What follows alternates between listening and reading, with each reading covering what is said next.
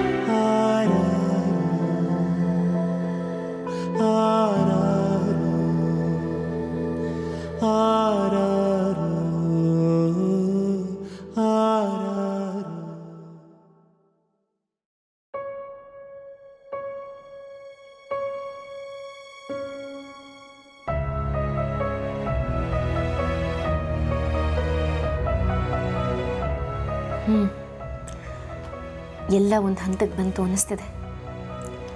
ಇಲ್ಲಿ ತನಕ ಮಗ ಅನ್ನೋ ಮುಖವಾಡ ಹಾಕ್ಕೊಂಡು ದೇವ್ರಂಥ ಅಪ್ಪಾಜಿಗೆ ಮೋಸ ಮಾಡ್ಕೊಂಡಿದ್ದವನ ಅಸಲಿ ಬಣ್ಣ ಹೊರಗೆ ಬಂತು. ಅದಕ್ಕೆ ಸಾಥ್ ಕೊಡ್ತಿದ್ದ ಊರ್ಮಿಳ ತೊಲಗಿದ್ಲು. ಪಾಪ ಅವಳಿಂದ ಇಲ್ಲಿ ತನಕ ಭುವನ್ ಅದೆಷ್ಟು ಹಿಂಸೆ ಅನುಭವಿಸ್ಬಿಟ್ರು.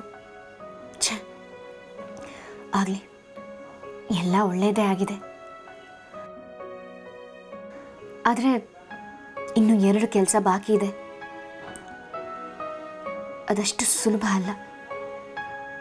ಇನ್ನೂ ಅದೆಷ್ಟು ದಿನ ಅಂತ ಸುಮ್ಮನಿರಲಿ. ಬರೀ ಯೋಚನೆ ಮಾಡೋದೇ ಆಯಿತು ನಂದು.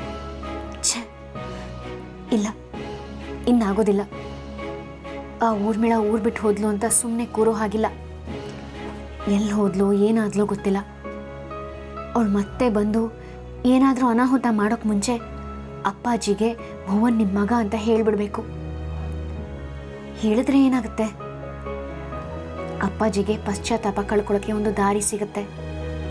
ಭುವನ್ ಸೆಟ್ಟಾಗ್ಬೋದು, ಆದರೆ ಇಲ್ಲಿ ತನಕ ಅವರ ಮಗನ ಥರಾನೇ ಇದ್ದವ್ರವರು. ಹಾಗಾಗಿ ಕೋಪ ಕೊಲ್ಲೋ ತನಕ ಎಲ್ಲ ಹೋಗ್ಲಿಕ್ಕಿಲ್ಲ. ಏನಾದರೂ ಆಗಲಿ, ಸತ್ಯ ಹೇಳೇ ಬಿಡ್ತೀನಿ. ಅವರವರು ಹೇಗಾದರೂ ಮ್ಯಾನೇಜ್ ಮಾಡ್ಕೊಳ್ಳಿ. ಇನ್ನು ಸುಮ್ಮನಿದ್ರೆ ಎಲ್ಲ ಕೈ ಮೀರಿ ಹೋಗುತ್ತೆ. ಕೊನೆಗೆ ಏನೂ ಮಾಡೋಕ್ಕಾಗದಿರೋ ಹಂತಕ್ಕೆ ಹೋಗೋ ಮೊದಲು ನಿಜ ಹೇಳ್ತೀನಿ. ಹೌದು, ಅದೇ ಸರಿ.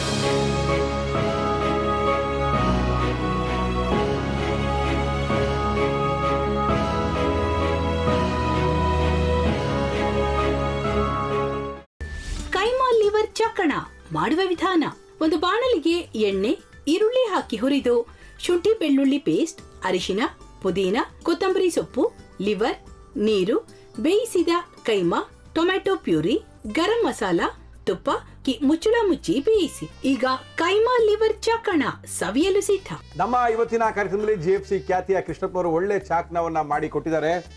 ಹೆಂಗಿದೆ ಅಂತ ಎಲ್ಲ ಹೇಳಕ್ಕಾಗಲ್ಲ, ನೀವು ಮಾಡ್ಕೊಂಡ್ರೆ.